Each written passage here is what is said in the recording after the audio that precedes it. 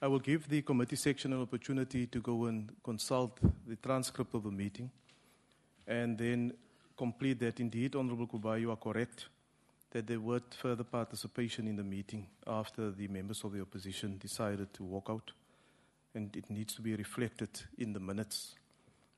We will consider these minutes after lunchtime. The minutes of the 26th will be considered after lunchtime once those issues have been clarified. Honourable members, I now want to get into the agenda for the meeting for today, which essentially was saying that we must start looking at the recommendations that this committee must make. However, in my capacity of the chairperson, I've decided to request the content advisors from Parliament to make an input into the meeting. In the discussions over the 2 days that has taken place, there were a lot more emphasis on certain reports and less on other reports. And I've tasked them to look at where are these reports, in fact, saying the same thing. Where's the commonalities in these reports? What are the divergent points in the report?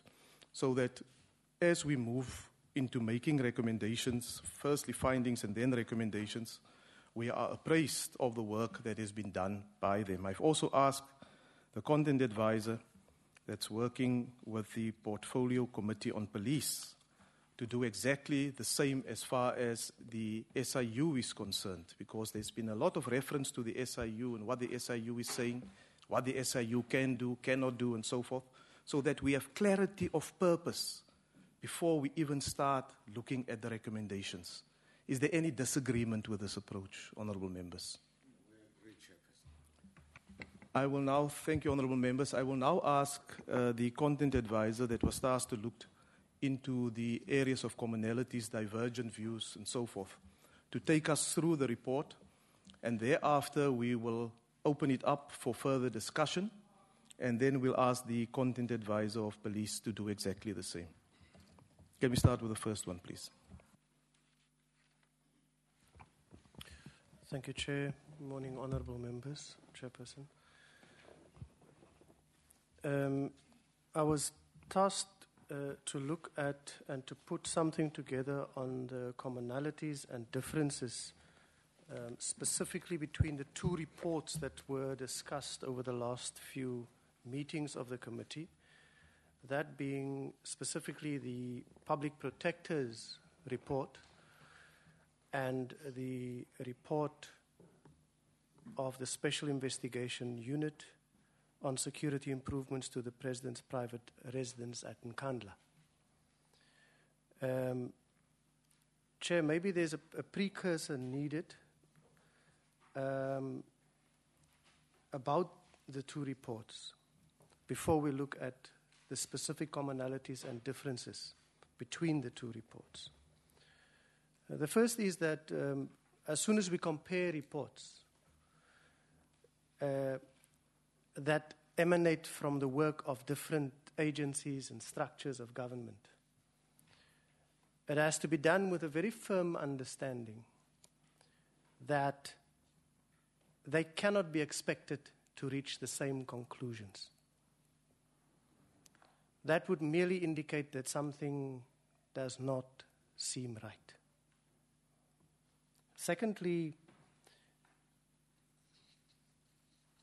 structures and agencies that carries out investigations of this nature will come to different conclusions because they are constituted with different objectives in mind. And these divergent and different objectives are described in each one of these institutions and agencies' legal and statutory frameworks that guide their work.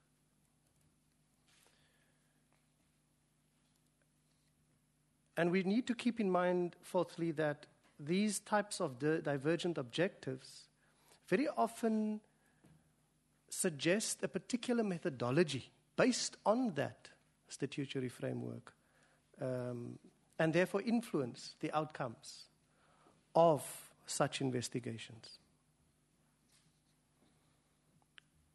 But it's important that to remember that in spite of the fact that they have different statutory frameworks,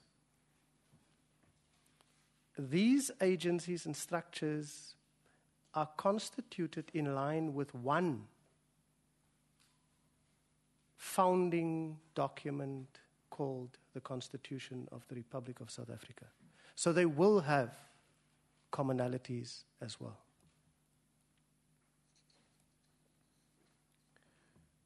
A comparison of the conclusions, or a comparison of the reports and then its conclusions, should therefore not be done in a way to separate and cast aspersions on any of the institutions, structures, or agencies. A comparison only serves to assist with clarifying the inevitable matters of complexities that this committee has to deal with. Chair, I get to a stage where I have to just list matters of complexity that is of concern for this ad hoc committee. The first matter is that of the particular project that is under discussion. And it's the matter of which statutory and legal measure guided the project.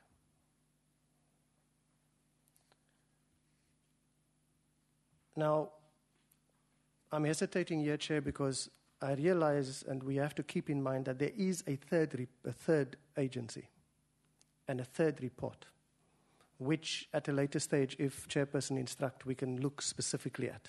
I want to just make it clear that we're looking at only, again, Public Protector and Special Investigation Units reports. Having paused,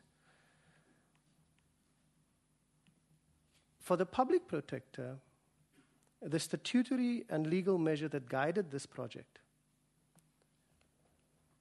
is the National Key Point Act. And there's specific reference in that report to the declaration of cost that the Minister of Police should, at a particular stage of kickstarting this project, should hand to the President, and there is a to and fro between different offices that Key Point Act stipulates, my apologies, should be followed. So the Public Protector places huge focus on that act and its schedules. For the Special Investigation Unit, it is Cabinet Memorandum 2003. The special investigation, in addition to Cabinet Memorandum 2003, gives specific attention to the Public Finance Management Act, National Treasury Regulations, National Treasury Regulations Practice Notes, and importantly, the implementing department, Department of Public Works, its specific supply chain management policies. The second matter of complexity that is of concern is the matter of costing. For the Public Protector, the President had to accept, consider, accept, and sign off on the declaration of cost that the Minister of Police had to hand to the President. Again, as per the National Key Points Act.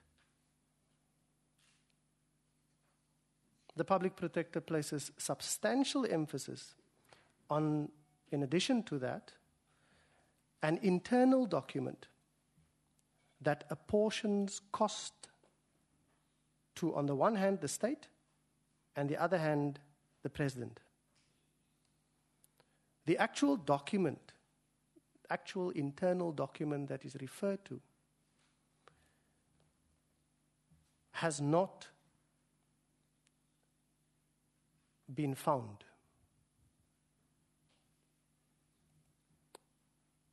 But what is of evidence is a costing that is done in the Public Protector's report, and that costing was done by the private quantity surveyor RNG consultants.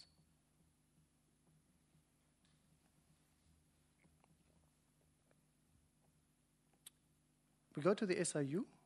The SIU, because of its focus on Cabinet Memorandum 2003 and its focus on the PFMA, Treasury regulations and practice notes, and the supply chain management processes and policies of the Department of Public Works,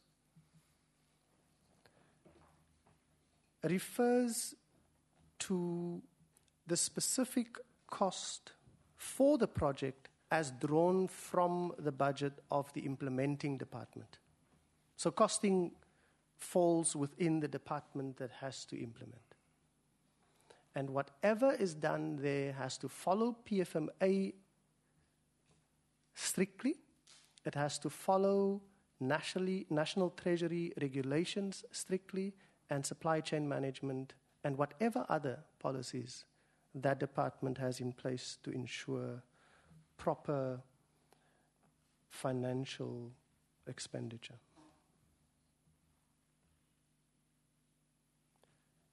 Now, an important aspect in this regard is that the Department of Public Works is, and both reports share this. If the costing falls within the Department of Public Works and it gets drawn from there, both the Public Protector, in spite of the focus being on National Key Points Act by the Public Protector, her evidence and a report clearly shares this commonality with the SIU report, and that is that the professional team of the Department of Public Works, that means its senior architects, its senior quantity surveyors, and its structural, civil, and electrical engineers were slowly but surely during the duration from start to where we are right now with the project, they have been removed slowly but surely. Therefore, the type of amounts we are talking about comes from the private professional team, and the costing as per Makanya Architects and RNG Consultants, as led by the principal agent, Mr. Makanya. This shifted the responsibility for costing and the escalation of costs to the private professional team and its leader.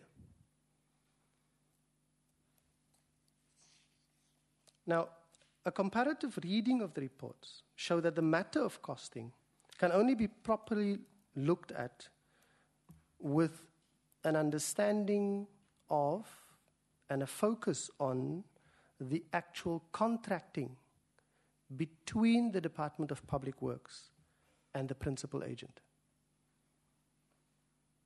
And this is not because of the Special Investigation Unit report stating so. It's because the Public Protector's report also, in spite of her focus on National Key Points Act, has to concede that that matter places the focus on that contracting.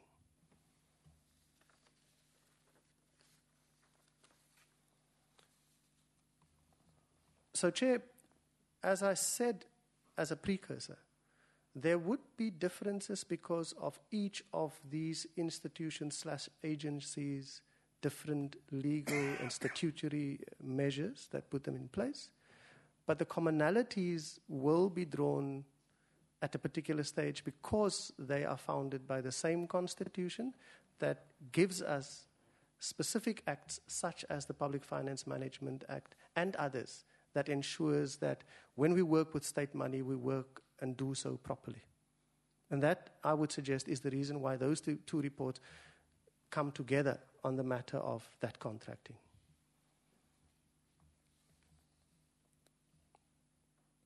I now deal with further commonalities that's found. One of them is that the Department of Public Works, the National Defence Force, and the SA Police Service staff did not follow the statutory and legal measures along which this president's private residence had to be secured. Did not follow statutory and legal measures as per what is on our statutory statutes. Secondly, the Public Protector and the SIU reports are in agreement that this was contrary to the regulatory framework of Treasury and the supply chain management policy of the implementing department.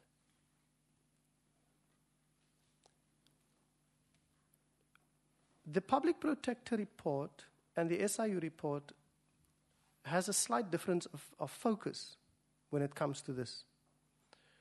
Public Protector report does not refer specifically and with enough emphasis on DPW's roster administration system, while SIU goes very sharply into that divergence, the diverting of let's not follow the roster system when we appoint consultants. And we may see the reason why when we look at the SIU Act and what it states the SIU should do. The SIU further focuses on both National Treasury regulatory framework, DPW's supply chain management policy, as well as the roster system. So there's that slight shift of focus between the two. But both reports, as I mentioned, agrees that the regulatory framework and SEM was not complied with. So it results in Makanya architects, R&G consultants, as a combination, doing the design and costing on behalf of, and as if they were in fact a professional team of the Department of Public Works.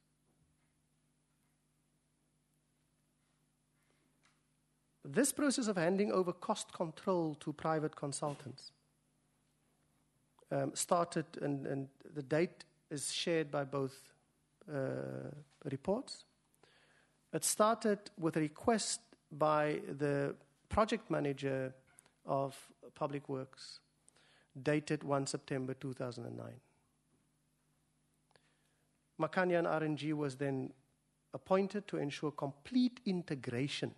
That word is always there. The word integration and merge, as far as this is concerned, is always in both reports. Between private and public renovations that had to be effected. By 11 September 2009, this private architect and the private quantity surveyors with Ibongo as structural and civil engineers, and later in October, November 2009, Igoda as electrical engineers became the team that effected all the work. The handover of costing to the private professional team lies at the core of the escalation of cost of the project. And in both reports, there are tables that list how that cost escalated over 11 costing exercises by RNG consultants. The only cost we see from Department of Public Works is the initial cost of that was done without security measures being checked by SANDF and SABC.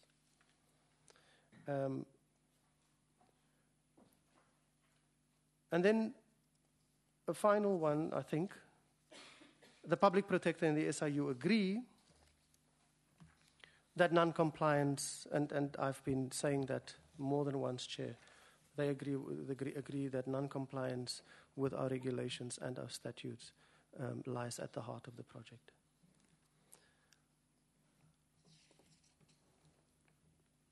Chair, let me, if you allow me to just go through other differences.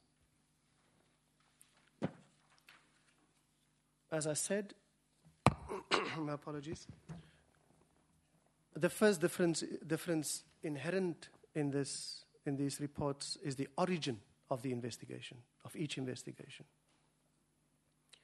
SIU investigation was directed by Proclamation R59 of 2013. It directed the SIU to, number one, investigate the validity of processes used to engage consultants and contractors who installed the security upgrades. And secondly, it directed the SIU to look at the payments that were made to them. In addition to that, if the proclamation stated that, in addition to that, the Act directs the SIU to take disciplinary steps, to prosecute, and to institute civil proceedings where they are relevant. Those are very important, and my colleague will go further through the SIU Act later on and lift more of those out. The public protector, on the other hand, responded to complaints from the public. And these were listed in a report as 12 aspects, which makes it a bit of a difficult investigation. But these complaints can be summarized as follows. The public complained that, number one, there was no legal authority for the expenditure. And even if there was legal authority, the upgrades were excessive and transcended such possible legal authority. Number two, the procurement process was improper. It was in violation of government supply chain management policy framework and resulted in excessive amounts being spent. Number three, the conduct of the president may have been unethical and in violation of the ethics code. That's the first difference between the two, and it clearly emanates from statutory measures, but it also emanates from what it is the public complained and asked the public protector to look into. The second difference relates to the statutory and legal measures, which I already alluded to, Chair, and will not do again. Indeed, in the same detail. The focus this time, however, Chair, will be on specifically more specific measures around this, that statutory and legal measures that guided the project. Chair, for the public protector, the National Key Points Act and its relevant schedules are the measure against which to judge how this project unfolded, and is the measure that she's using to answer those three aspects of complaints by the public. This act establishes that the Minister of Police must sign a National Key Points Declaration, and her evidence shows that such a National Key Points Declaration was signed on 8 April 2010. This declaration provided detail of security measures that had to be installed and requested the President to pay for such security measures. The Public Protector deals with this matter on pages 211 to 219 and on page 215 of her report. To illustrate the point of costing, she quotes from the declaration, "The owner/occupant is responsible for the implementation of this report to ensure that the minimum standard of security is maintained." Close quote. That's on page 215 of her report. The SIU, however, holds a different view. And Chair, these are legal views that, in my position, I cannot say A or nay on these, and I'm not allowed to at all. I will not. But the SIU holds this view that, number one, the upgrades were not installed in terms of the National Key Points Act. Secondly, it holds the view that the Act does not serve as the relevant statutory and legal and regulatory measure in the matter at hand. It makes this point quite succinctly and quite sharply in close to the end of its report.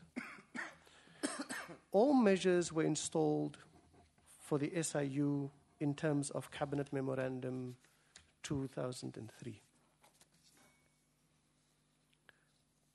That Cabinet Memorandum states very discrete steps that has to be followed, and there are 10 of them. When a project of this nature is started, it starts like this. Number one,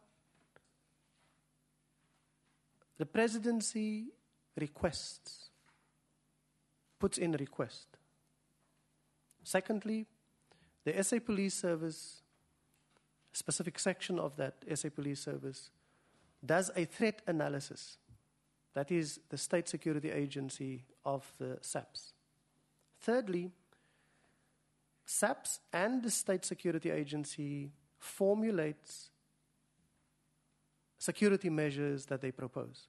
Fourthly, they submit to the Interdepartmental Security Coordinating Committee for their technical assessment that proposed security measure. Fifthly, the Department of Public Works submits a cost estimation for the proposed for the structural measures that encompasses those security measures. The police service advised the Minister of Safety and Security of measures and the cost as worked out by SAPS. As worked out by the Department of Public Works.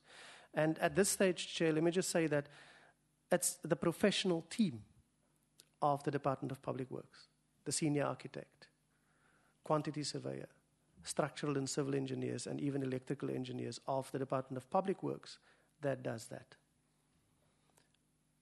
Seventh step is that the minister then approves these measures and communicates this to the presidency. The eighth step is that the presidency communicates approved measures to the police service. Ninth step, the police service submits these measures to the Department of Public Works, and the Department of Public Works minister then approves the costs of these structural measures. And only then, Chairperson, does the professional team approach and look at its own roster administration system and sees which contractors and consultants are available to start the process. Chair, related to costing, the Cabinet memo states that the SA Police Service would fund its officials who does these security assessments and all those related costs. But it states that the Department of Public Works is the implementing department and it funds structural additions and approved measures from its budget. Chairperson, that is a summary of the commonalities and differences between the public protectors and special investigation units reports on the security improvements to the President's private residence at Nkandla. It's limited, Chair, because we cannot sit here the whole day and use the members' time for deliberations, Chair. Thanks. No, thank you for the presentation. I think it is very useful in terms of the mandate of the committee, because the recommendations that must go to the House must take into account, of course, these different reports, as I've indicated. Before I'm going to allow the members to interact on this presentation, I'm going to give the content advisor from police the opportunity just to deal with the issue around the SIU and where they derive their mandate specifically from, and what is the extent especially of work that they can do, and they also venture into making certain recommendations towards the end of their report to Parliament, just to reflect on those so that we will have an opportunity to interact with that as well.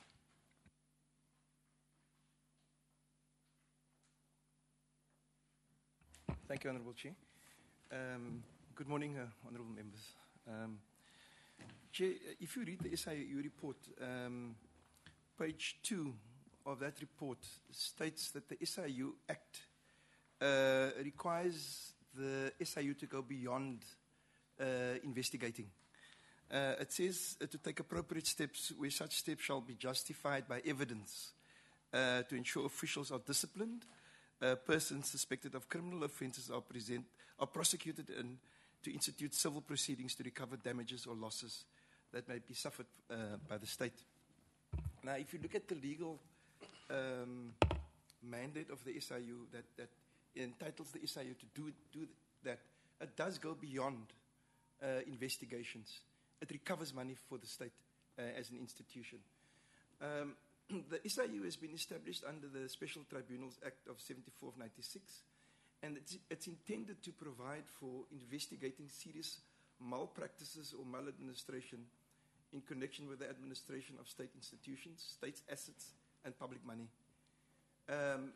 It also is intended to investigate any conduct which may seriously harm the interests of the public and of instituting and conducting civil proceedings in any court of law or a special tribunal in its own name on behalf of the state institutions. So the Act provides for that, for such investigations and for recoveries of money. To provide also for the revenue and expenditure of the Special Investigations Unit, to provide for the establishment of special tribunals so as to adjudicate upon civil matters emanating from the investigations by the Special Investigations Unit, and to provide for matters incidental thereto. That is directly quoted from the Act, Chair.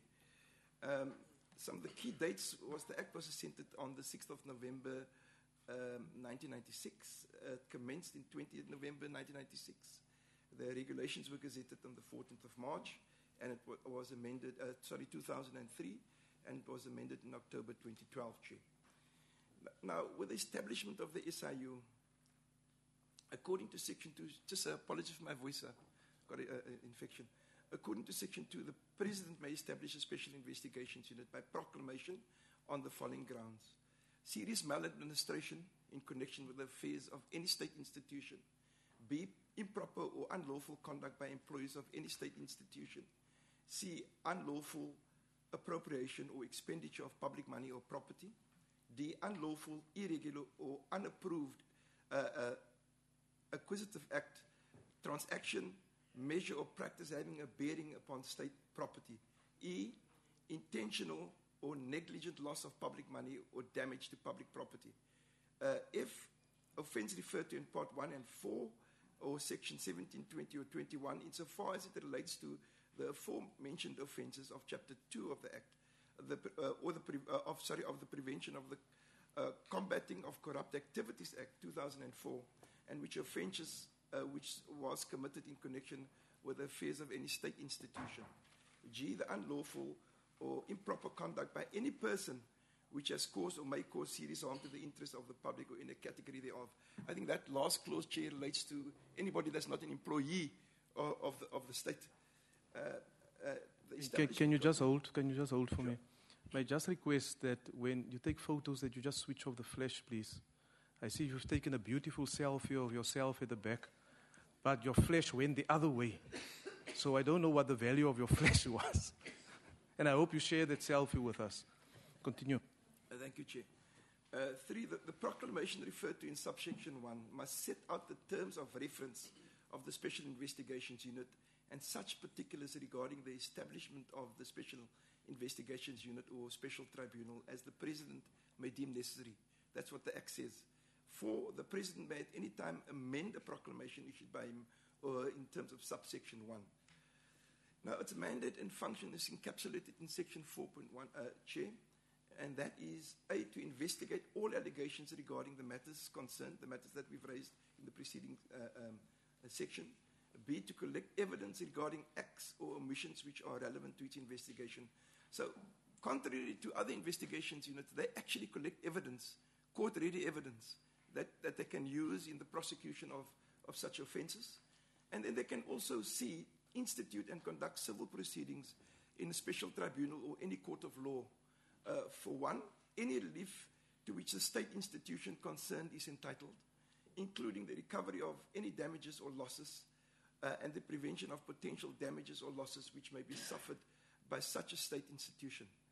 And two, any relief relevant to any investigation. And three, any relief relevant to the interests of the Special Investigations Unit. Sorry. Then to refer evidence regarding or which points to the commission of an offence to a relevant prosecuting authority. So where it does not prosecute, it can refer such matters for prosecution. E, to perform such functions which are not in conflict with the provisions of this Act, as the President may from time to time request. And then F, from time to time, as directed by the President, to report on the progress made in investigations and matters brought before the special tribunal concerned or any court of law. So the Special Investigations Unit reports to the President, Chair, even a progress report. G, upon the conclusion of the investigation, to submit the final report to the President. And H, to at least twice a year submit a report to Parliament on the investigations by and the activities, composition and expenditure of such units. So it's accountable to this Parliament. Two, a special investigation unit must, as soon as practicable after it is obtained evidence, referred to in sections 1D, inform the relevant prosecuting authority thereof, whereupon such evidence must be dealt with in a manner which best serves the interest of the Republic. So there's very clear delineation as to what it can and can't do so far. Its powers is encapsulated in Section 5 of the Act, Honourable Chair. It can determine its own procedure for investigations. It can charge and recover fees and expenses from a state institution for investigations and the legal costs for recovery. State institutions can apply, if they don't agree with the SIU, for exemptions from the PFMA, the Public Finance Management Act. It can require any person to provide such particulars and information as may be reasonably necessary. It can order any person to appear before it to produce books, documents, or objects in its possession or his possession. It can administer an oath to or accept an affirmation from any person, chairperson. And then Section 5.5 provides, and I think this is the important one, notwithstanding anything to the contrary in any law for the performance of its functions under this Act, a special investigation unit may institute and conduct civil proceedings in its own name or on behalf of a state institution in a special tribunal or in any court of law. Now, that I think is where this differs with the Public Protector Act in particular, Chair, where they can actually proceed with prosecution, produce the court-ready evidence. And then 6A, the relationship with the public prosecutor is also catered for in the Act.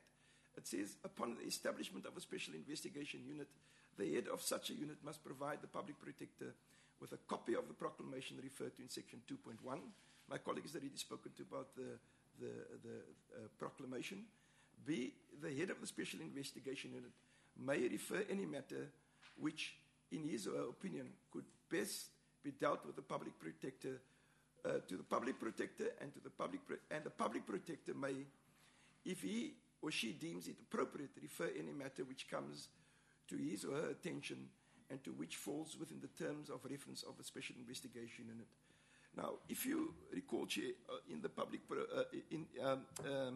in the SIU report, clause 25, page 237, they do report, the SIU does report that it was approached by the public protector and to look at bank statements of 7 officials and 14 consultants and contractors, which it reported that it did, and it found that there was no evidence of additional deposits into those particular accounts.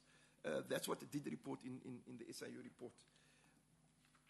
Referrals to court, again, Section 9, any member of the Special Investigation Unit who is qualified and admitted as an advocate or an attorney, Honourable Chair, may perform such work in a special tribunal or any court of law on behalf of the SIU or the state institution, as is by law, custom or practice performed by advocates and attorneys. So the SIU, in terms of what has already been said and what is in the Act, is mandated to investigate and then to gather the evidence and then to assist with the prosecution of these individuals.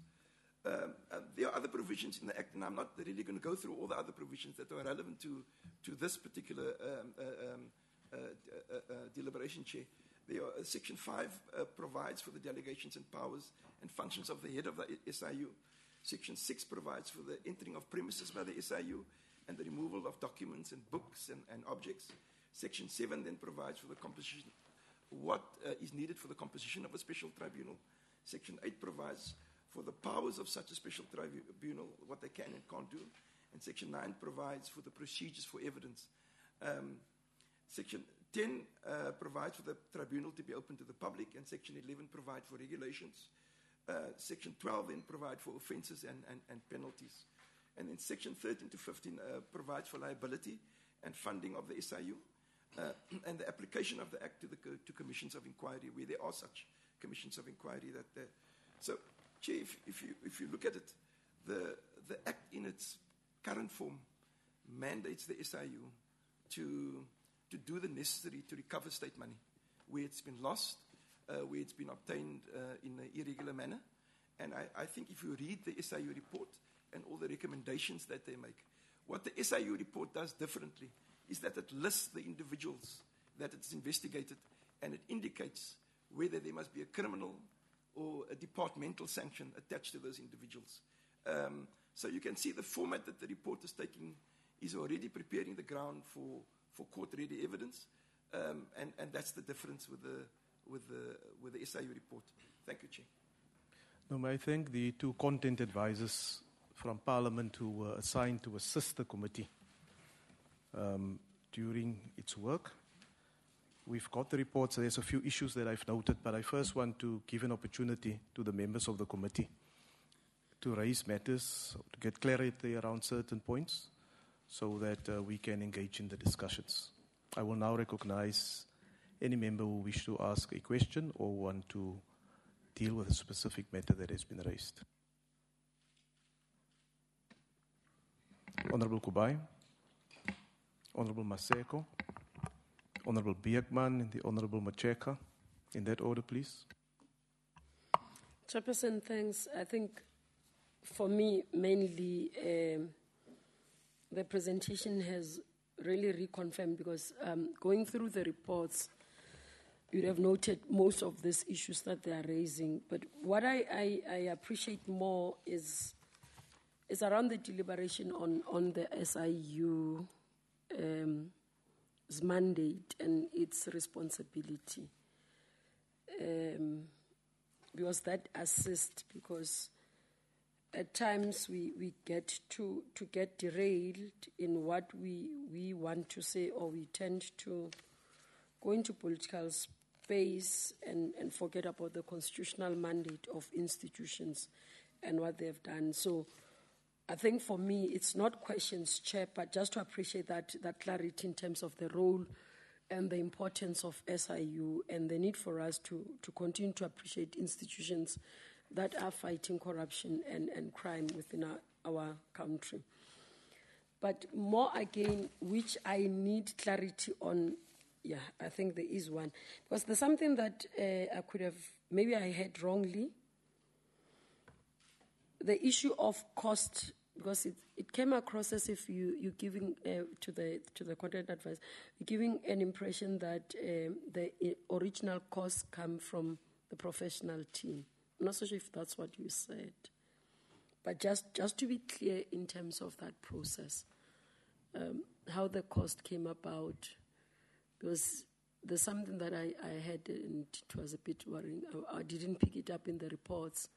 Maybe if you can just clarify what are you saying there and what's your position on that one. I'll come back on further the discussions, Chair, because I think they've enhanced our discussion from last week in terms of the processes and what needs to happen and where we pick up the issues. And I agree with them, both institutions, the SIU and the Public Protector, derive their mandate differently.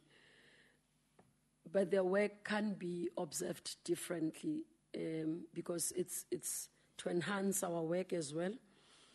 But you are able to pick up similarities where they both agree on certain matters, where procedures were not followed. You'd find both of them agree in terms of the procedure that has not been followed, where there's issues of concerns.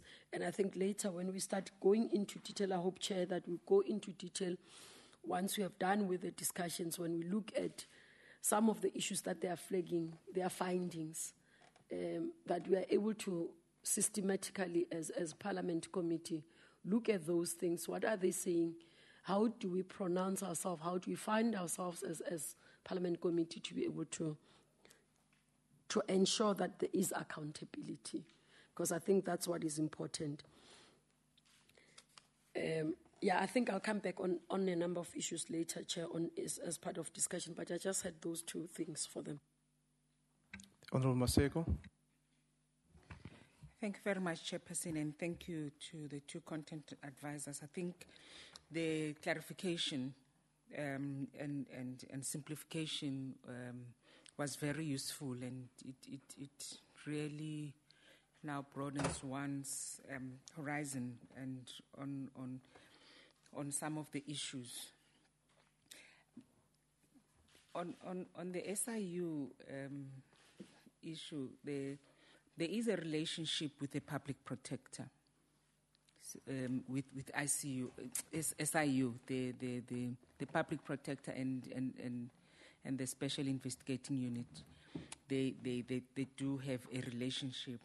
But then I want to go back to the document in relation to commonalities. If DPW, SANDF, and SAPS staff did not follow the statutory and legal measures, which is the point number one. So what informed these upgrades? If all these units that are supposed to be looking at those issues and based on that, then they then act. What informed these upgrades at the President's House? And on another question will be on page 3 thereof, on the public protector responded to complaints from the public. The third one is that the conduct of the President may have been unethical and violation of the ethic code. That comes from the public. So in which way did then the President violate your understanding? This is what the public protector is supposed to be responding to on the complaints from the public. And the NKP, the National Key Point Act, probably if we could get clarified on this act, same as the way we were clarified on SIU, so that we understand where they derived these powers from. And with the act of the SIU, one now understands why they could then institute for legal action that 150 million. The other one on page 4 on the where it says the SIU holds a different view, and when it comes to the 10 point that directs the cabinet memo, 4.7 says the minister approves measures and communicate this to the president or presidency. Measures, not costs. If I understand it well, so it was measures, not the costs that was communicated by the minister to the presidency. And then 4.10 is that the DPW minister approves cost of structural measures. So because there were different costs, which cost did the minister approve? The minister of DPW. I will leave it there for now, Chairperson. Thank you very much.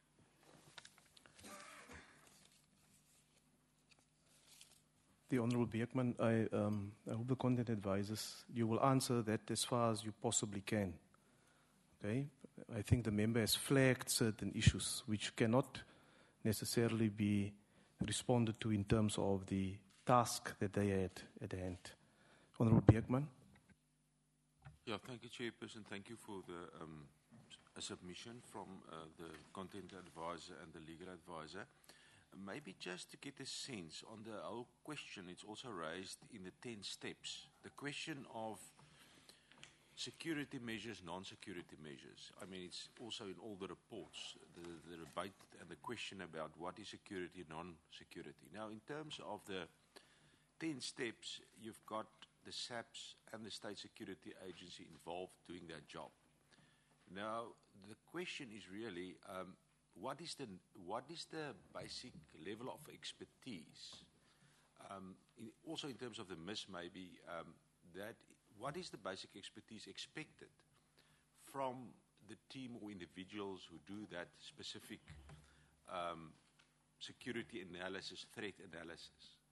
Is there, for instance, a specific training that members should have? Is there certain protocols that they must adhere to? Is it a specialized unit in SABC or the State Security Agency? Is there certain standards for those members when they do that? Is there, for instance, analysis of that by outside people? And in general, heads of state benchmarking, if that specific features are evaluated, is it done by the relevant statutory institutions? What's, again, the level of expertise? Because if you evaluate the reports and look through it, we as individuals, for instance, will make certain evaluations and submissions, but we don't got that specific expertise, for instance, in the issue of the reasonable man, maybe the reasonable security expert. So if you ask anybody in this room to do evaluation, there will be different perspectives, different situations depending on their training, education, and perspective or life experience. Now, my question is really, if you look at that, who made, in terms of making that call, what is the level of expertise and what is that framework that is used to do that? Because that will help us to evaluate maybe the differences as well in the reports on coming to a conclusion whether we can make a valid assumption. Thanks, Chair. Honourable Mocheka. Honourable Chairperson, I really think that the analysis by the content advisors was very useful and it has clarified lots of things. For instance, when you come to the violation or otherwise of the Code of Ethics, the finding says conduct of president which may have been unethical. Now, what is the meaning of that? Because one would expect that the idea here is to say there is a violation by the president of the code of conduct. But if it says conduct which may have been unethical, it doesn't say anything. So I think, in my view, that one should be upfront here and say the president has not violated any code of conduct because the report itself doesn't say so. Now, there's this point about the process for the initiation, the request, the approval of the measures, not costs, and so on. I'm not sure if you are saying that the process requires the president to request, or it is something that is done by virtue of the fact that the president assumes an office, and there is that office, not the individual. The office necessitates a threat analysis, and now the ministers responsible, Minister of Police and the Minister of Public Works, have got to deal with the matter in terms of the outcomes of the threat analysis. And also that when the measures are put before the president, it doesn't seem, and you can assist me, it doesn't seem that the president has powers to veto. It appears that he really notes this, sends back, but the decisions are not taken by the president, as I understand it. And so if the decisions are not taken by the president, how can one then attribute any guilt or anything? Because he has just noted that.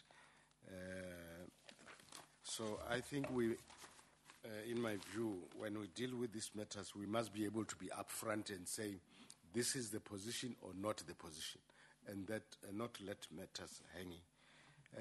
There's also something that came out of from the opposition, an attempt to say the report of the public protector is superior to that of the SIU and others.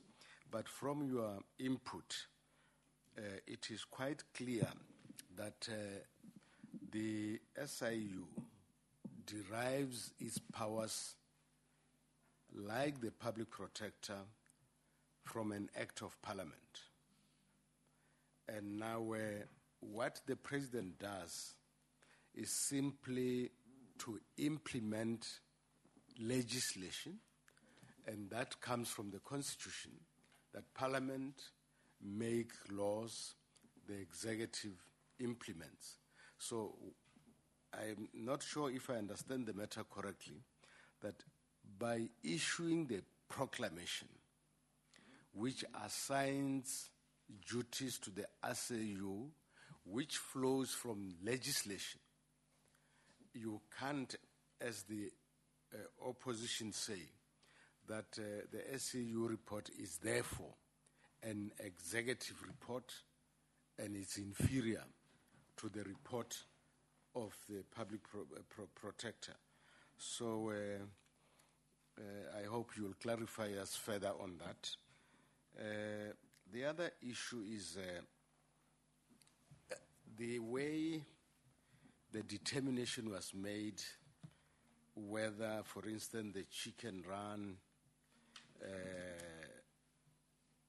cattle crawl was a security measure, seems to have been done arbitrarily, because if these features were already existing, and now in terms of the threat analysis, they had to be moved from one place to another,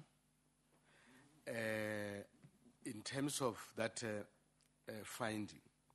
And in the process of doing so, there is enhancement, wrongly or rightly,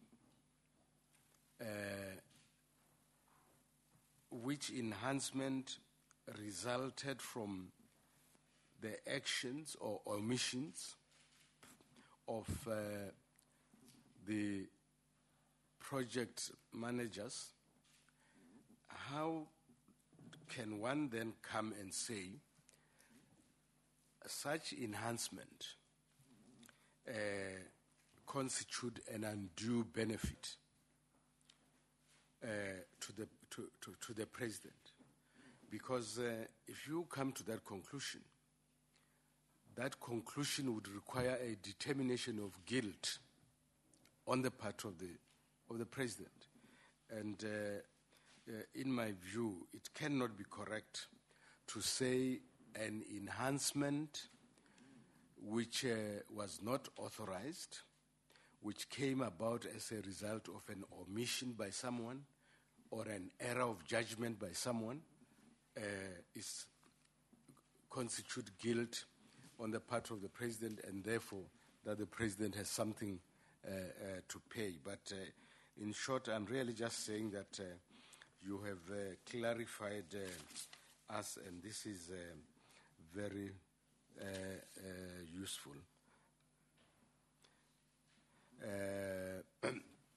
So one says this just to, not to call on you to be lawyers or that advisors of the SU or the people, but just to emphasize the extent to which you have clarified some of us. Thank you very much. I want to give the content advisors just an opportunity, and we'll come back to them, just an opportunity to, where you can, in terms of the two reports that you have dealt with, if you can clarify some of those issues, and other issues really were matters that are flagged by members of the committee that you cannot be reasonably expected to respond to. Chair, and thank you, Chair. Thanks, members, for the questions. No, Chair, there are some questions that we will respond to. Others we will we'll share it between ourselves. But others we will respectfully, Chair, leave to the committee to deal with and to other staff to deal with, because they could take us into areas that do not fall within our ambit. Chair, just on the question of the costing, the original cost, from the Honourable Kubai. I think there's two aspects to the question if we want to clarify that matter. The first is what the professional team, what we mean by that. The professional team that I mentioned that came up with original cost was the 27 million of the Department of Public Works.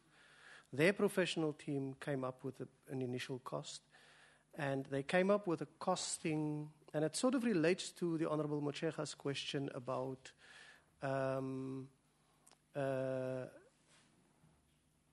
Department of Public Works and enhancements. What starts the process? Is it when the President takes office, or is it really the President's request? Your reference to the 10-point. So I'll sort of merge that, but my response to your answer would unfortunately be slightly diluted.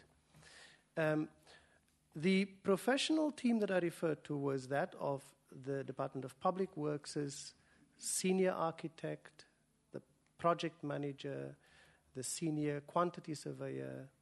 And quantity surveyors are the people who do look at what is needed as far as, and structural engineers and electrical engineers. They sit together, they go to the site, look at the site, and make an assessment on structural aspects. In the case of this project, the Acting Director General, Mr. Solly Malibie, did an inspection at a time when there was no request. He did an in loco inspection with the professional team and came up with that costing. There was no request from the presidency. There was no security assessment, threat analysis done by SABC. And that fell outside of, and both reports share this, that fell outside of the normal process that Cabinet Memo 2003 expects. It might be preemptive of a public servant to do these things, but one has to follow legal measures. They are there, practice notes of Treasury, etc. All those things are there to guide us so that we do these things properly. So that's why I say, Honourable Moshega, my answer to yours is sort of hidden in there and a bit diluted, and I apologize for that. But there's a reason why I diluted. I hope I'm answering your question, Honourable Kubai. Because the other aspect is where the confusion can come in.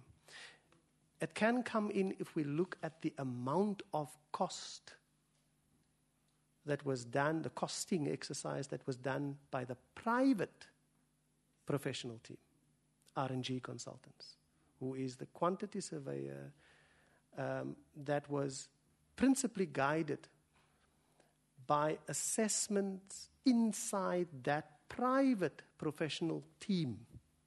The architect, the quantity surveyor, electrical engineer, structural and civil engineer, on their own, acting with the project manager of Public Works. So Public Works, it's a very interesting trajectory story that we see in both reports of how a department's professional team becomes quieter as the project commences and another team steps in. I think there was a question of one of the members that wanted to know what informed them. I think it was your question, Honorable Maseko. What informed all this costing? It was informed by the private team. I think acting, and I emphasize, Chair, I think acting, and here you can see, Chair, the dilution starts. Acting on their own assessments, but acting based on a specific contract that the principal agent has with the Department of Public Works. And that costing can then be tracked to, and you can see how the project manager would go to the regional office manager, Mr. Hanile, requesting him at a particular start of a financial year, saying to him, there isn't enough money, there's enough money for where we are now, but for the next financial year, I need so much, based on the private professional team's assessment. So I think I dealt with 2 or 3 questions there, Chair. I will leave the issue of the security measures versus non-security measures, the framework that is used for threat analysis. If my colleague can answer that, I will leave that to him. There are some questions, Chairperson, that especially the one on the National Key Points Act, that I would advise, Chair, that the committee requests legal to look at. We can do our summaries of that and our reading of that at another time, but at this stage we cannot, Chair, look at that and do justice to an answer to that question.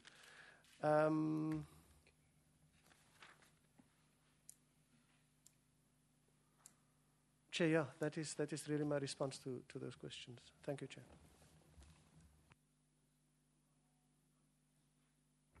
Thank you, Chair. I'm going to attempt to answer the question that Mr. Buchman raised in terms of the security assessment. Sorry. Chair, when there is a security assessment, the officials, particularly when it comes to the President, it's the State Security Agency that takes the lead. The South African Police Services collaborates with the State Security Agency to do the assessment. Those are the apex security agencies that takes the lead. There might be other agencies that are involved. For instance, the South African Defence Force might become involved, National Defence Force might become involved in relation to transporting the President, because they would require certain things, as the report lays out. Internationally, when you're doing a security assessment, your agents must be highly trained to be able to look at an existing premises and then take into account what your needs are in terms of traveling and so forth, your comings and goings, and then make an assessment of what is required.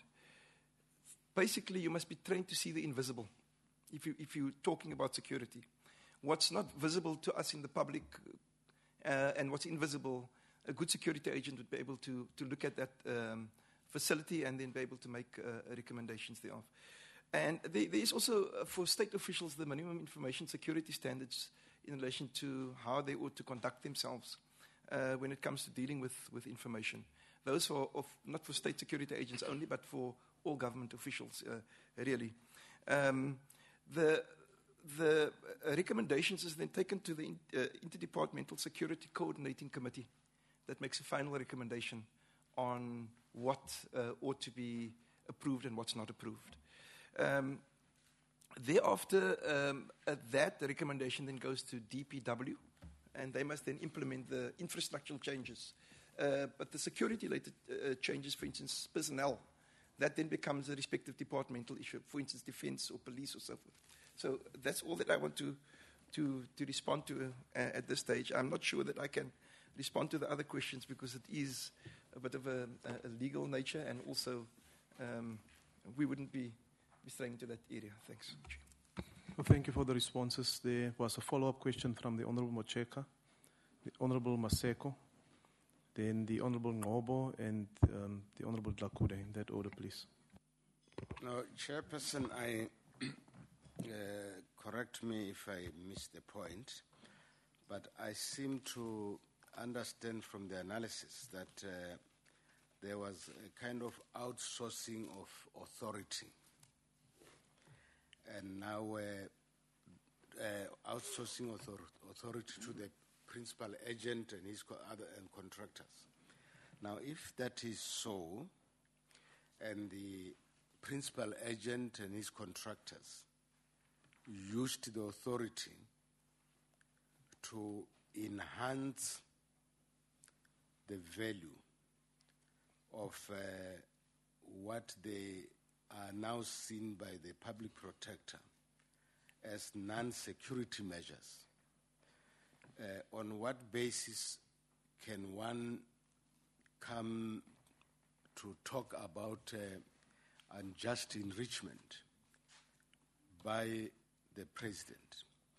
Because if you are unjustly enriched, it presupposes that there is guilt on your part. But given the scenario that you have painted, you can't link the enhancement and any undue enrichment to a guilt of the president. So I'm just saying that the situation as it is, even to begin to suggest payment by the president or for anything, it really seems to me absurd. Thank you. Honourable Maseko. Thank you, Chairperson. Pardon me if it is not within your scope, I will understand. I just wanted to find out when looking at what the SIU holds as different views, is that the upgrades themselves were not installed in terms of the National Key Point Act, and that the National Key Point Act does not serve as a relevant legal framework or statutory framework in this matter of the upgrades of the security measures in the President's homestead, and that all measures were installed in terms of the Cabinet memo of 2003. So if that is the basis, I'm sure in your analysis, what then informed the public protector to use an act that is not relevant to the investigation?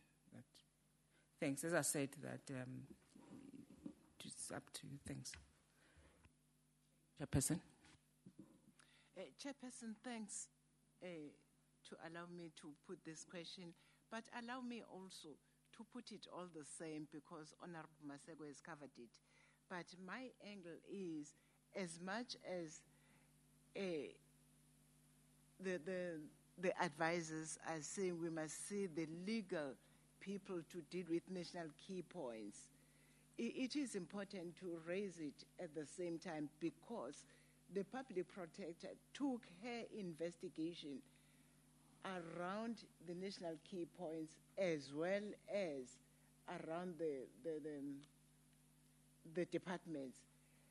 But the problem here is, much as she used the national key points, the documents that were supposed to be available were not available. So that also poses a problem around the key point and the investigation. I thank you, Chair. Thank you, Chairperson.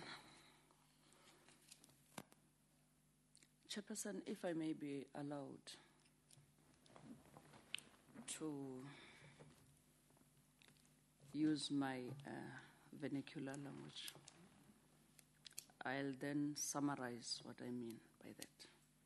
Yes, I'll allow you to do so as long as there's no live or direct translation services available, so you can do that. But please, okay, at the end, just summarize for us what you said in English, please. Okay, thanks, Chair. I think the Constitution allows me to do so because it's one of the official languages. Thanks, So in Chair. the spirit of the Constitution, I will allow you to do so. Okay, ngiyabonga ke wena lo sesihlalweni. Ngithanda kubonga ke kulaba bekunene lokuthi basilethele imbiko njengoba injalo lokuthi ihluke njani ihlangana njani. Ngoba lokhu bese kusicaka uma ngathi nje kancane ngicacise nje le bekushiwo ngibabe Mutshekga. Ngithanda kwathi nje kulaba bekunene ukuthi ngabe lo msebenzi lo wendiwa i-Special Investigation Unit ngabe usemthethweni na njengoba sihleti la sinale report yabo and labanye balingani bethu labaye basibalekela labaye bakhuluma ngekuthi i-report lebalekile yinye kuphela kodwa kuyo le report yalo lokuthiwa ibalekile uye wathumela letinye izinto ukuthi atiphenywe ngiyo le SIU so ngifuna kwathi ukuthi ngabe isemthethweni na isebenta ngalokusemthethweni noma njani. Ngiphinze futhi ngithi kafishane nangabe uta gababe Mutshekga uthi babe Mutshekga uto faka letinto leti fanele tivikele babe Mutshekga njengoba angimungameli walelive ufika ukhanza kunesibaya la ekhaya sibaya sakhiwe la setinkomo liwoka letinkuku ngala kunestodlwana lesikhona lapha lesi make Mutshekga athengisa tindo takhe lo mphakathi uyakhona ukuthi ude utothenga la ekhaya uyafika wena uthi letinto adisuke la dibe setakhiwa ngala utotisusa ngoba titawutsikameta lo msebenzi wakho lo wendako ngabe ngokwati kwenu kucacisa nje ukuze sikhone kuvisisa ngoba thina labanye asikhoni kahle kuvisisa letinye tetinto kungako sitholakala sibuta letinto ngabe ngibani lekufanele ende lo msebenzi thola sibaya samthakha sikhona la ngithatha sisuke sitengala ngoba sitawutsikameta tindo tam letindo lengitanato tekuvikela ngisakhile sikhona la ekhaya tonke letinto la ekhaya ngiyasusa mina ngithi babe Mutshekga sibuye ngala babe Mutshekga ngabe nguye lokufanele akhe lesibaya la kufanele sibe khona ngithi wena usolela uthi asisuke nifuna kususa sitengala ngabe babe Mutshekga nguye lokufanele akhe lesibaya noma njani umbiko uthi ngaloko kusho ukuthi babe Mutshekga uzuze ngalokungekho emthethweni letindo leto sikusho njani lokho ngoba letindo betikhona sisho kanjani ukuthi semengameli uzuze ngalokungekho emthethweni ngokuthi lesibaya nje sisuso sakhiwe ngala akakathi mengameli ngifuna sibaya sami sisusa ngini ledita ngalete kuvikela nithi nitasusa lesibaya sakhiwe ngala besikhona lesitodlwana nithi sifuna siphume la ekhaya ejardini la ekhaya emabaleni akamungameli sibele ngaphandle ngoba kungena abantu labaningi la ekhaya batothenga lesitodlwana lengikhuluma ngaso ngile tuck shop or spaza shop likhulunywa ngayo siphinze futhi suka lapho sithi lelo hoko letinkukhu njengoba kunemahoko ngala kutalela macanza ngala tinemanjwele ngala kunaloko letinto tigcwele lonke lelibala sithi kufanele tisuswe tibuyiswe ngala kube into leyi i1 le kutokhona ukuthi kungathikameteki tokuphepha la ekhaya sikusho kanjani ukuthi letinto leto mongameli uzuze ngalokungekho emthethweni kodwa letinto betikhona so ngitawuthanda ukuthi ngicaciseleke lokho so lokunye ngithanda ukubuta nje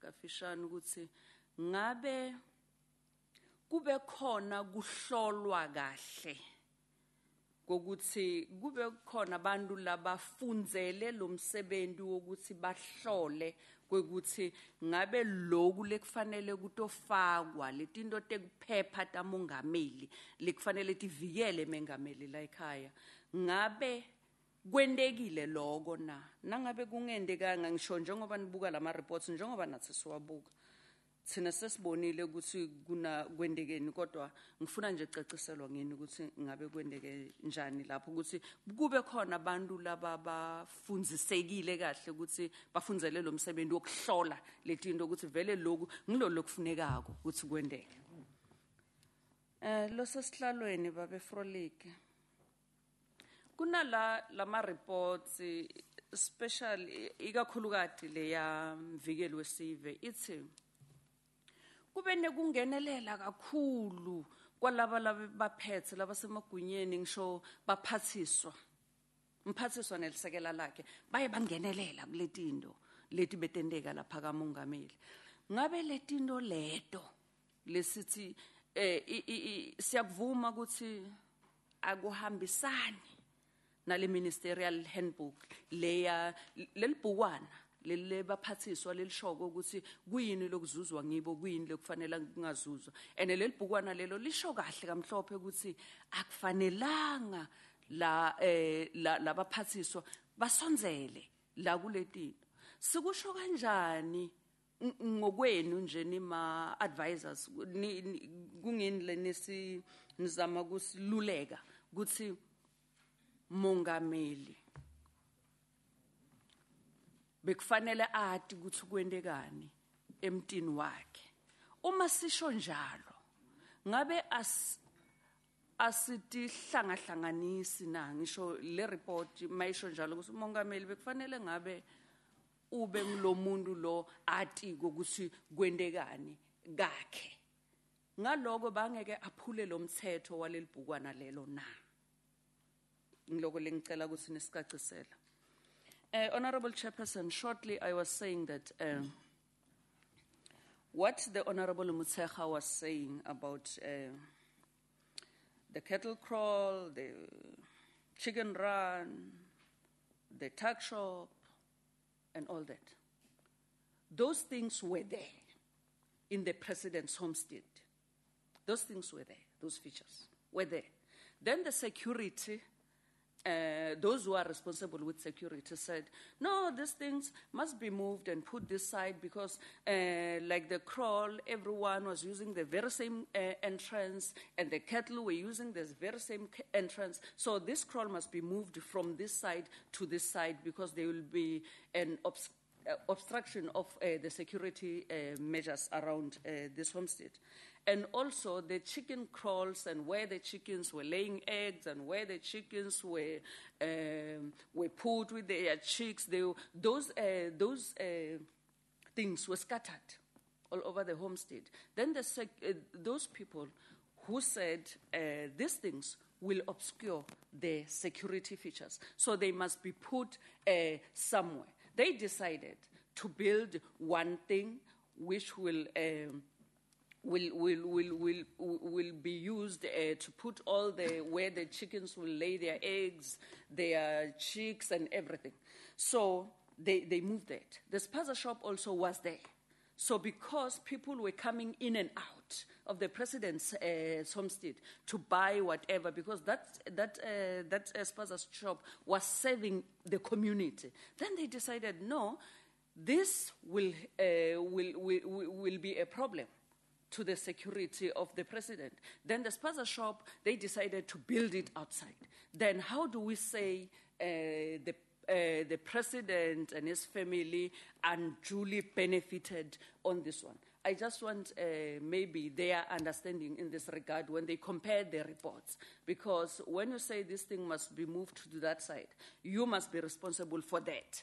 The fact that you enhanced it, you did it, the owner doesn't have a say in those things. You are the one who said this. Then my question also was that, is the SIU, I don't know if this question was raised when I was outside, is the SIU within the work of the SIU, is it within the law? of this country, that we must have the SIU to do this and this and this. Why am I asking this question? Is that the public protector also referred some matters to be investigated by the SIU. And also the president, when he responded to this report within 14 days after it was released, then he made proclamation for the SIU to go further and investigate some matters, which means both the president and the PP's office are in agreement here that there are specialized areas where we don't have a capacity to investigate this. So those matters were referred to the SIU. So I just want to get your understanding regarding that. Also, on the role of ministers who are mentioned in both reports, that there was interference of both the minister or then Minister of Public Works and the Deputy Minister. In that regard, when this other report is saying that the president should have known what happened at his homestead, the fact that we are saying that the president should have known each and everything that was happening there, of which the ministerial handbook of 2003 is against it, then are we not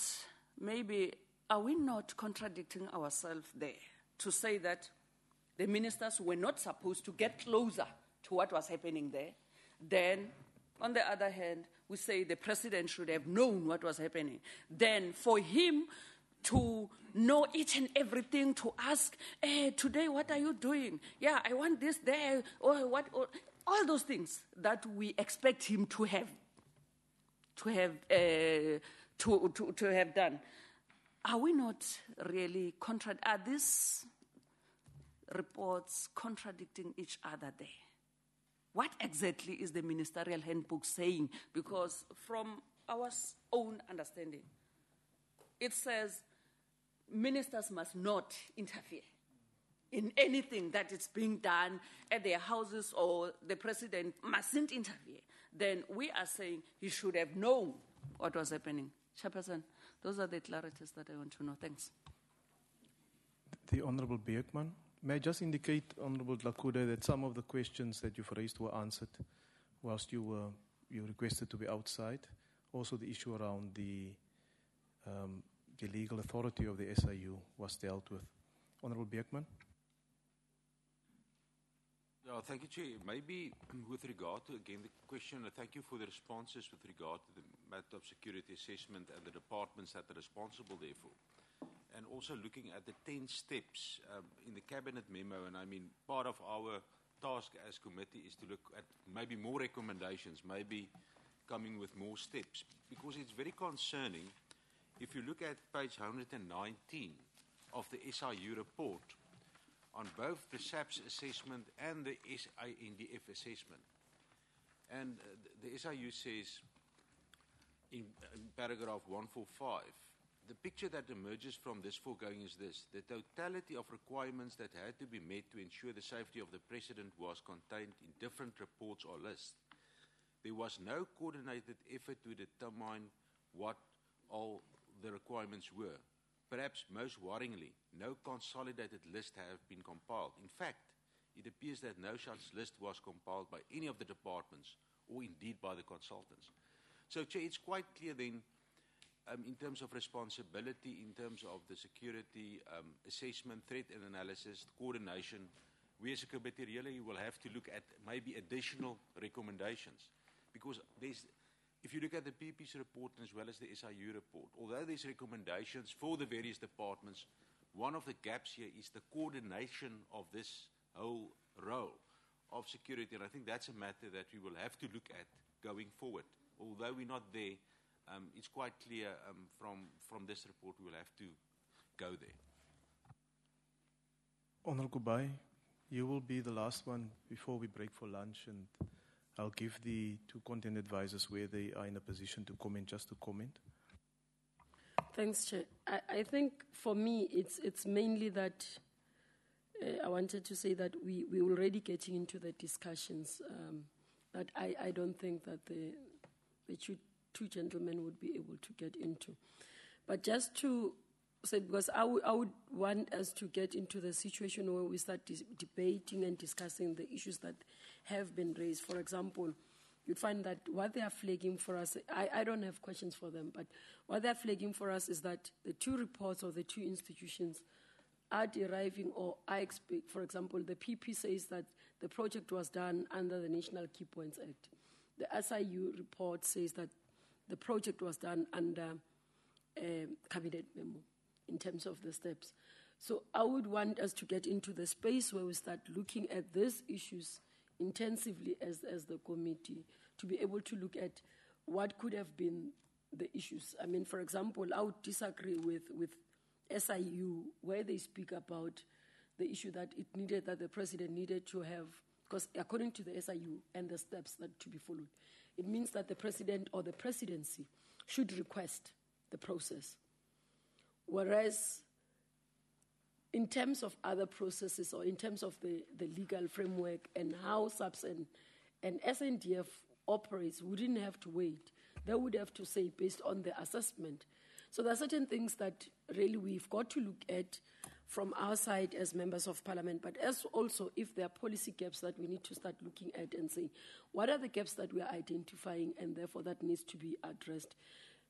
I'm a bit cautious because I don't want to dwell into what you want us to go into in the after lunch, Chair. But I just felt that there are certain things that are coming strongly for me on the comparison and which falls within the ambit of us as legislators. Hold those things. Hold on to those things. May I just, before they respond, indicate, Honourable Maseko, that if you look at page 427 of the Public Protector report, you raise the issue as to why the Public Protector refers to the National Key Points Act. In 10.1.3, the Public Protector indicates, and I quote, with the National Key Points Act having been inexplicably dragged in halfway through the implementation of the Nkandla project, its provisions had to be complied with. This did not happen. That's a view that she's putting across in terms of the findings. Can you make some remarks just before we break for lunch, please?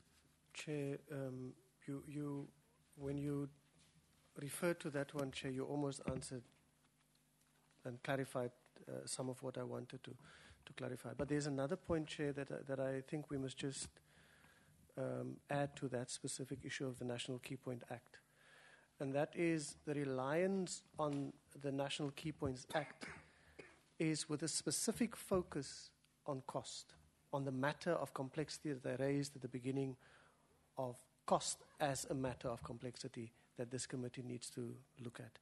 And so it's with that in mind, we need to look at NKP only as the issue of cost and where it is brought in and for what reason it's being brought in.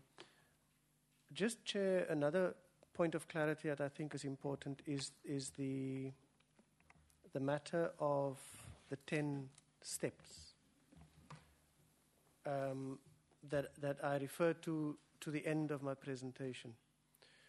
These 10 steps do not derive from myself or from the SIU or from the Public Protector. It actually comes from a discussion of Cabinet in 2003. So it's a Cabinet memorandum.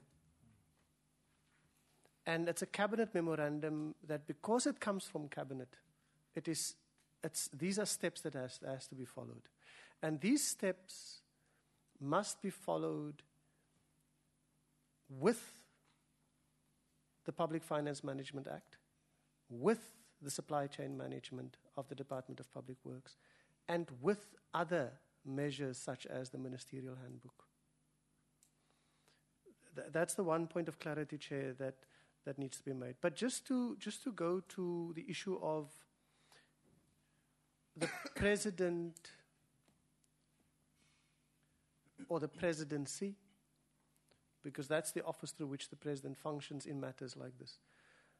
It is at step 7, Chair, of these 10 steps from the Cabinet Memorandum, where the Minister of Safety and Security, the measures, those security measures are the security measures that would have determined that certain structures at the private residence constitute dangers in case of emergency measures. And so it's the state security agency's threat analysis that's communicated to the president at a particular stage by that particular minister. And that we must note that when the minister approves these measures, because I think one of the members wanted to know what are these measures. Those are the security measures. So that's one aspect clarified. But then there's another question that arose in deliberations of, so where does the president or the presidency come in when it comes to these measures? Does the president have any say in these measures? Chair, the Cabinet Memorandum is not clear. The Cabinet Memorandum doesn't say the president may or may not. But between steps 7 and 8, the Minister of Safety and Security approves the measures and the cost and communicates this to the presidency.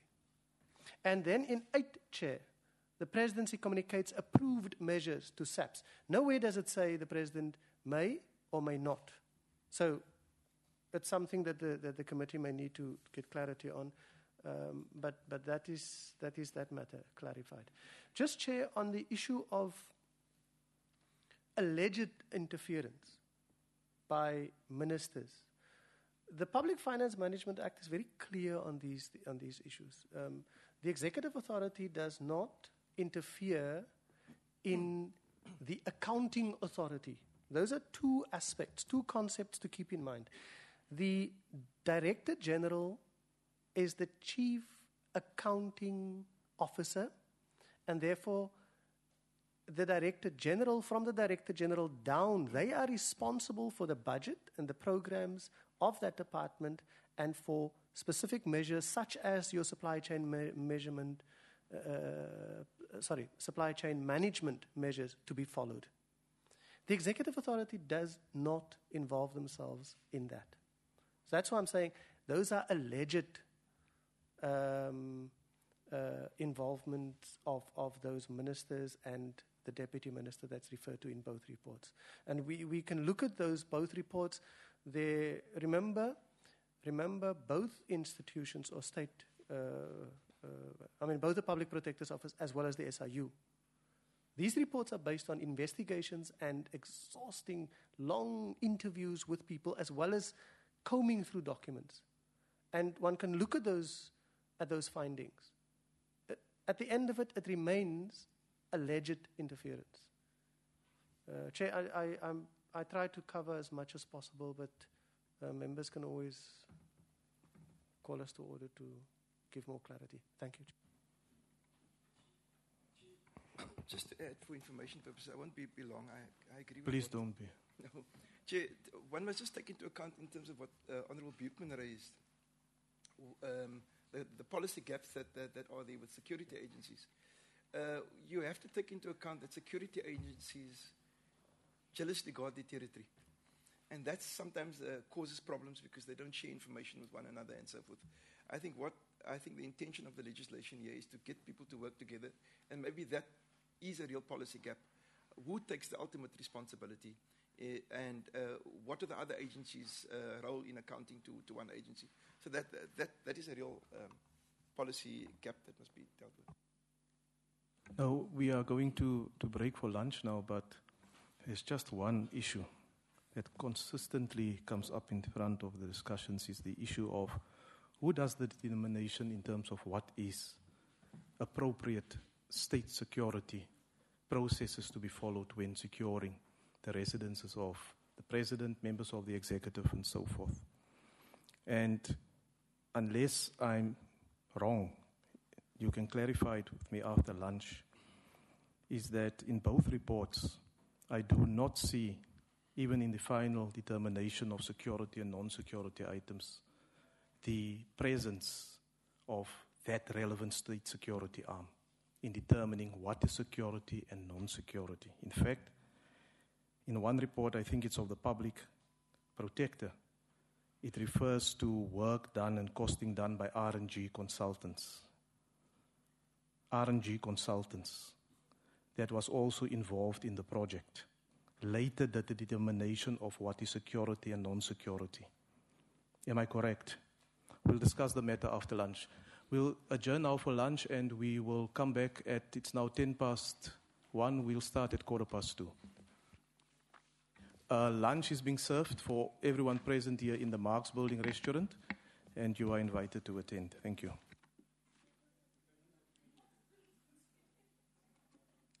Honorable members, you know we are in recess. You are supposed to be in your constituencies, so there's only one restaurant open, which is the Marx Building.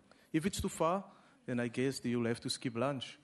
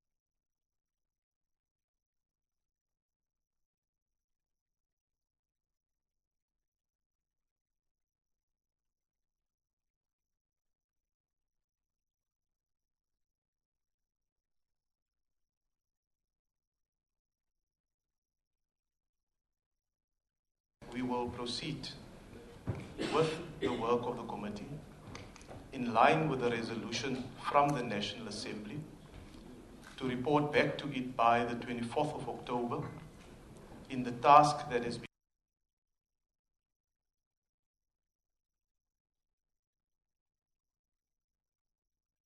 I maintain, Chairperson, that the remedial actions taken by the Public Protector are not binding on Parliament because if it were so, it would mean that the public protector has curtailed the jurisdiction of Parliament.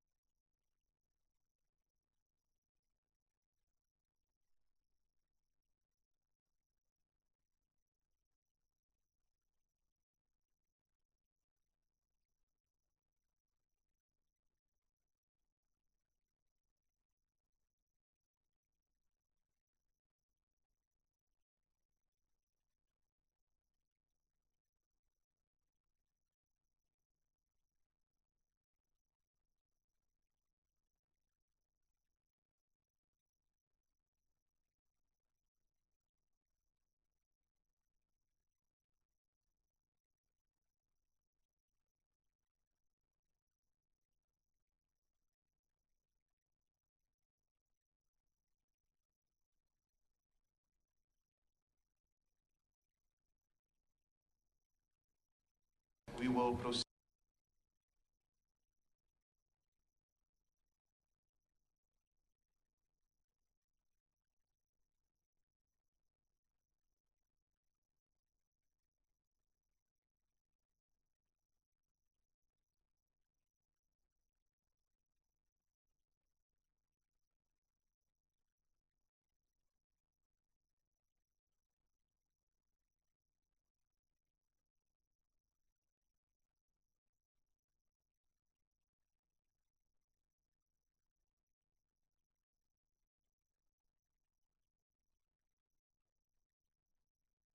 We will proceed with the work of the committee in line with the resolution from the National Assembly to report back to it by the 24th of October in the task that has been given to us.